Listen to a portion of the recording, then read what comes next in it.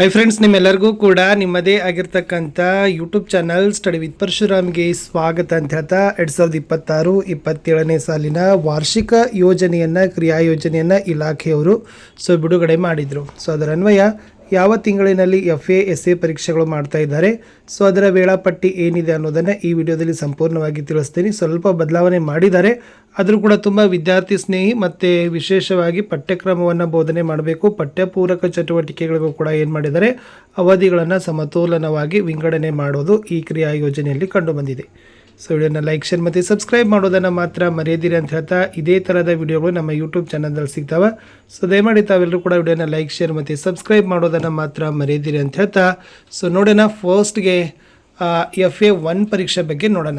ನಮಗೆಲ್ಲ ಗೊತ್ತಿರ್ತಕ್ಕಂಥದ್ದು FA1 ಪರೀಕ್ಷೆ ನಡೀತಕ್ಕಂಥದ್ದು July ತಿಂಗಳಿನಲ್ಲಿ. ಓಕೆ, ಈ ವರ್ಷ ಅವ್ರು ಏನು ಮಾಡಿದ್ದಾರೆ ಅಂದರೆ, ಜುಲೈ ತಿಂಗಳಿನಲ್ಲಿರ್ತಕ್ಕಂಥ ಒಟ್ಟು ಒಂದು ನಾವು ಚಟುವಟಿಕೆಯನ್ನು ನೋಡಿದಾಗ ಯಾವ ತಾರೀಕಿನಂದು ಪರೀಕ್ಷೆಗಳನ್ನು ಆಯೋಜನೆ ಮಾಡಿದ್ದಾರೆ ಅಂದರೆ 28/7/2026ರಿಂದ 30/7/2026ರವರೆಗೆ 3 ದಿನಗಳ ಕಾಲಾವಕಾಶ ಇದೆ. ಬರೆದಿದ್ದಾರೆ LBA ಪ್ರಶ್ನಕೋಟಿಯನ್ನು ಆಧರಿಸಿ SCC ಚಟುವಟಿಕೆಗಳನ್ನು ಒಳಗೊಂಡಂತೆ FA1 ಮೌಲ್ಯಾಂಕನವನ್ನು ನಿರ್ವಹಿಸಿ ಸ್ಯಾಟ್ನಲ್ಲಿ ಇಂದೀಕರಿಸುವುದು ಅಂತ ಕೇಳಿದ್ದಾರೆ. ಗೊತ್ತಾಯ್ತಲ್ಲ, ಫಸ್ಟ್ FA ಎಕ್ಸಾಮ್ ಬಂದುಬಿಟ್ಟು ಜುಲೈ 28ರಿಂದ ಜುಲೈ 30ರವರೆಗೆ ಇದು ಮೊದಲ FA1 ಪರೀಕ್ಷೆ ಇತ್ತು. ಇನ್ನು FA2 ಪರೀಕ್ಷೆ ಏನು ಮಾಡಿದ್ದಾರೆ ಅಂದರೆ ಮತ್ತೆ ಆಗಸ್ಟ್ನಲ್ಲಿನೇ ಕೊಟ್ಟಿದ್ದಾರೆ. ಅದನ್ನು ಕೂಡ ಏನು ಮಾಡಿದ್ದಾರೆ, 27/8/2026ರಿಂದ 31/8/2026ರವರೆಗೆ ಆಗಸ್ಟ್ನಲ್ಲಿ ಏನು ಮಾಡಿದ್ದಾರೆ, FA2 ಪರೀಕ್ಷೆಗೆ ವೇಳಾಪಟ್ಟಿಯನ್ನು ನಿಗದಿ ಮಾಡಿಸಿದ್ದಾರೆ. ಇಲ್ಲಿನೂ ಕೂಡ LBA ಮತ್ತು CC ಚಟುವಟಿಕೆಗಳನ್ನು ಒಳಗೊಂಡಂತೆ FA2 ಮೌಲ್ಯಾಂಕನವನ್ನು ನಿರ್ವಹಿಸಿ ಸ್ಯಾಟ್ನಲ್ಲಿ ದಾಖಲೀಕರಣವನ್ನು ಮಾಡೋದು. FA1 ಮುಗೀತು, FA2 ಮುಗೀತು. ಇನ್ನು ನಡೀತಕ್ಕಂಥದ್ದು ಸೆಪ್ಟೆಂಬರ್ ತಿಂಗಳಿನಲ್ಲಿ SA1 ಅಂದರೆ ಅರ್ಧವಾರ್ಷಿಕ ಪರೀಕ್ಷೆ. ಅದು ಕೂಡ ಟೈಮ್ ಟೇಬಲ್ ಕೊಟ್ಟಿದ್ದಾರೆ. 23/9/2026ರಿಂದ 30/9/2026ರವರೆಗೆ ಮೊದಲ ಸಂಕಲನಾತ್ಮಕ ಮೌಲ್ಯಾಂಕನ. ಇಲ್ಲಿನೂ ಕೂಡ ಏನು ಮಾಡ್ತಾ ಇದ್ದಾರೆ, CC ಚಟುವಟಿಕೆಗಳಿದ್ದಾವೆ. ಓಕೆ, SA1 ಮೌಲ್ಯಾಂಕನ LBA ಪ್ರಶ್ನಕೋಟಿಗಳನ್ನು ಆಧರಿಸಿ ಏನು ಮಾಡ್ತಾರೆ ಅಂತಂದರೆ ನಿಮ್ಮ SA1 ಪರೀಕ್ಷೆಯನ್ನು ಕಂಡಕ್ಟನ್ನು ಮಾಡ್ತಾರೆ, ನಿರ್ವಹಣೆಯನ್ನು ಮಾಡ್ತಾರೆ. ಈಗ ಫಸ್ಟ್ ಪೋರ್ಷನ್ ಮುಗೀತು. ಇನ್ನು ನೆಕ್ಸ್ಟ್ ನೋಡೋಣ ಎರಡನೇ ಪೋರ್ಷನ್. ಇಟ್ ಮೀನ್ಸ್ ಏನಾಗ್ತದಪ್ಪ ಅಂದರೆ ಸೆಕೆಂಡ್ ಟರ್ಮ್ನಲ್ಲಿ ನಡೀತಕ್ಕಂಥ FA3 ಪರೀಕ್ಷೆ.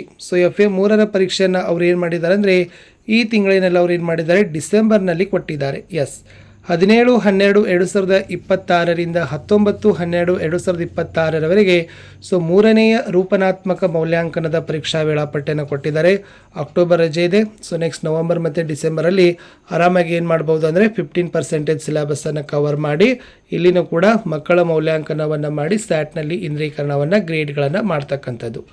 ಇನ್ನು ಜನವರಿಯಲ್ಲಿ ಯಾವುದೇ ರೀತಿಯಾಗಿರ್ತಕ್ಕಂಥ FA ಪರೀಕ್ಷೆಗಳ ಟೈಮ್ ಟೇಬಲ್ ಇಲ್ಲ.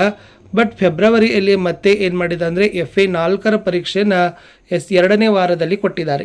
ಯಾವಾಗಿದೆ, 8/2/2027ರಿಂದ 10/2/2027ರವರೆಗೆ FA4 ಪರೀಕ್ಷಾ ವೇಳಾಪಟ್ಟಿಯನ್ನು ಮಾಡ್ತಾರೆ.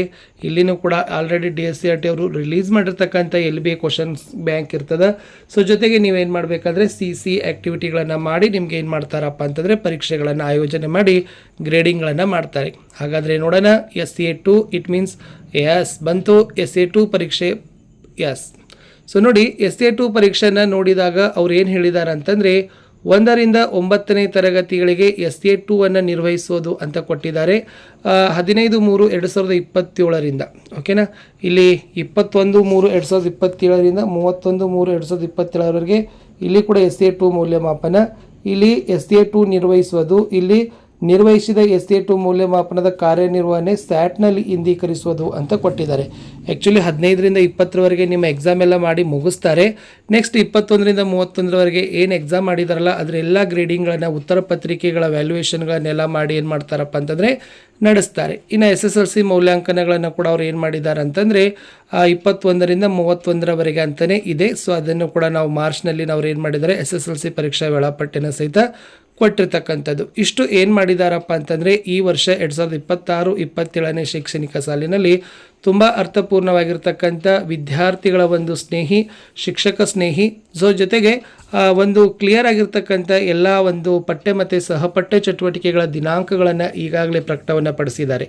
ಇಷ್ಟು ಈ ವಿಡಿಯೋದಲ್ಲಿ ನಾನು ನಿಮಗೆ FA1 ಮತ್ತು SA ಪರೀಕ್ಷೆಗಳ ವೇಳಾಪಟ್ಟಿಯನ್ನು ಹೇಳಿದ್ದೀನಿ. ಸೊ ಇನ್ನೂ ಹೆಚ್ಚಿನ ವಿಡಿಯೋಗಳು ಯೂಟ್ಯೂಬ್ ಚಾನಲ್ನಲ್ಲಿ ನೋಡಿ ಅಂತ ಹೇಳ್ತಾ ಲೈಕ್, ಶೇರ್ ಮತ್ತು ಸಬ್ಸ್ಕ್ರೈಬ್ ಮಾಡೋದನ್ನು ಮಾತ್ರ ಮರೆಯದಿರಿ. ಬಾಯ್.